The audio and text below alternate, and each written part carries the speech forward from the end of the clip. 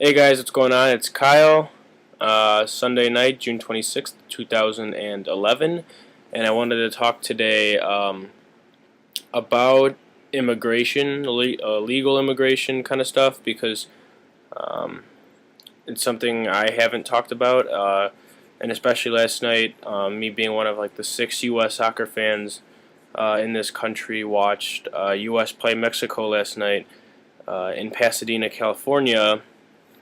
Um, some people were aware of it because it was on Sports Center. They finally talked about it, but I watched the whole tournament, and most people were expecting this final. And I'm not going to talk about soccer today, but um, it reminded me of the big topic of illegal immigration, um, and the location chosen for there's some issue going on after because the goalie, U.S. goalie Tim Howard, after the whole ceremony or whatever, the whole ceremony of the U.S. lost. They almost pulled a miracle and won, but they lost. So the ceremony, they gave the gold to Mexico, and the entire ceremony was in Spanish, and this was in the United States.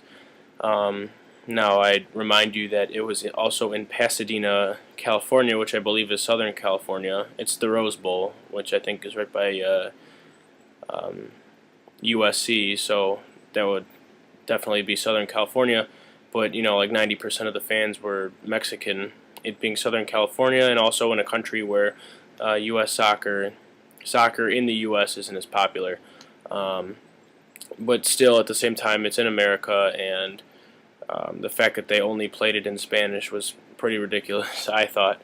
I think Tim Howard had a reason to be angry, but this is just a small part of the changes that are being made. For example, in a lot of McDonald's, where kids my age were getting jobs, they couldn't get a job if they didn't speak a little bit of basic Spanish to communicate with some of the people who were making their food.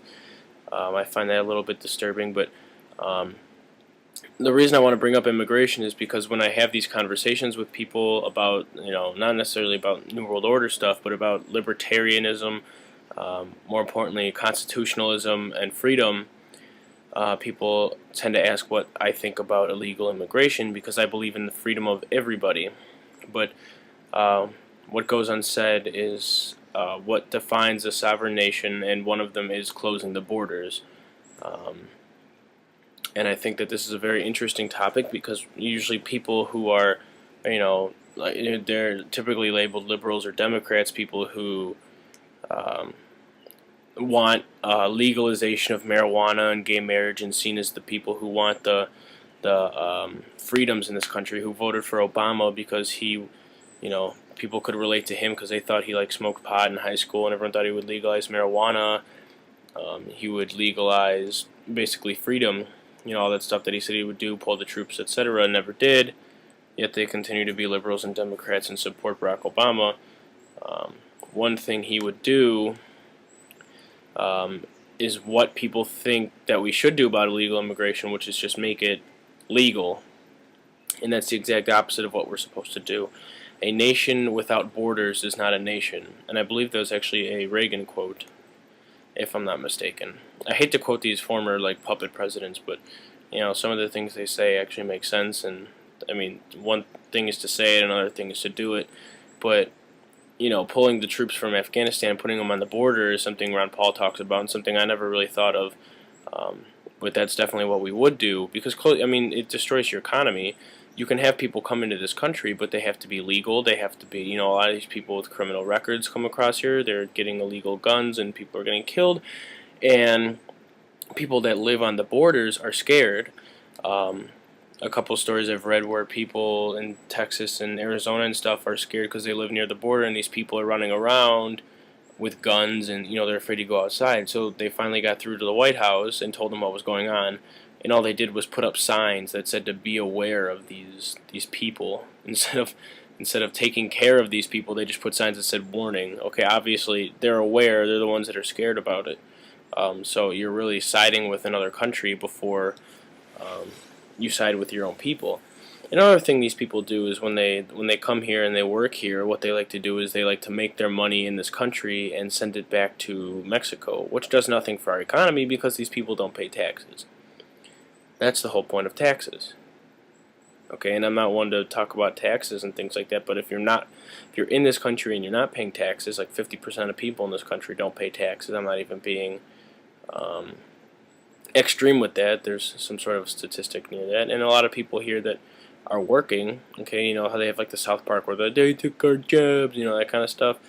Um, I'm not one to complain about them taking our jobs because we're not willing to do those jobs, but they can come here legally and do those jobs, and we don't set that up. I mean, you have to look at countries. Look at Switzerland. Switzerland is a perfect example of a sovereign, legitimate nation. They close their borders and they don't let anybody in because that's the only way. You know, they've been denying access from the United Nations, like begging them and pleading them to come in for how long, and they refuse because they know. I mean, they talk about the New World Order every day in their newspaper, and these all these people are aware of Bilderberg and all this kind of stuff. Um, these are the people that know what's going on and don't, and, you know, and refuse these banks to infiltrate them and ruin their way of life like they've ruined everyone else's, and will continue to ruin. So basically, when it comes to someone asking you how do you feel about immigration, I think the right way to turn in this is to close the borders. And you know, people will mark you as like a racist. It's like, no, that's not how it works. Everyone's equal. Um, but it's like the whole Nike Tommy Hilfiger stuff, where they go to China, to Africa, all these places where people will make your T-shirts for like a cent an hour, basically, because we won't be willing to work for that cheap, and so we take advantage of people outside of other countries, and we're taking advantage of other people that come from other countries to come to here to work for cheaper. So because we can't work for that cheap, it doesn't really support our way of life and how much money we need to make in this country.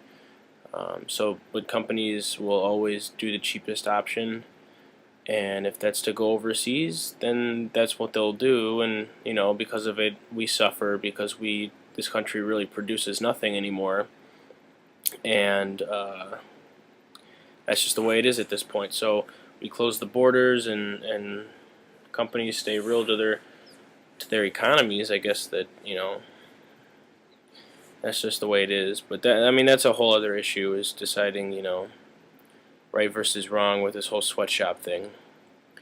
Um, and people don't really pay attention to the fact that we're not the ones that produce things. I guess we'd have to lower our standard of living in order to make things back in this country again. Because, you know, countries like China, who produce everything, do it for very, very cheap, which is why they are able to run the world, because they just run a bunch of minion slaves who are willing to do everything for nothing. And here in the great land of the free home of the brave, where